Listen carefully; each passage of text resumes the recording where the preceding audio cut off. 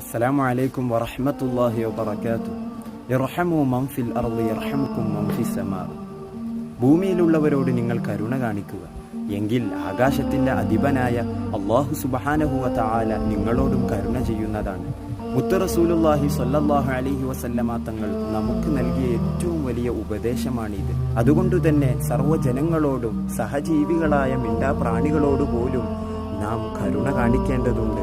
നിങ്ങളിൽ വെച്ച് ഏറ്റവും ഉത്തമർ നല്ല സ്വഭാവത്തിൻ്റെ ഉടമയാണെന്ന് പഠിപ്പിച്ച തിരുദൂതർ സ്വല്ലല്ലാഹു അലൈഹി വസല്ലം ആ ഉത്തമമായ സ്വഭാവത്തിൻ്റെ അടയാളമായി എണ്ണിയത് വഅൻ യകൂന റഹീമൻ ബിഖൽഖില്ലാഹ്, സർവ്വ സൃഷ്ടികളോടും നിങ്ങൾ കരുണയുള്ളവരാവുക എന്നതാണ്. ഈ പുണ്യമാസത്തിൽ തിരുവചനങ്ങളെ പുണർന്ന് നമുക്കും വിജയം വരിക്കാം.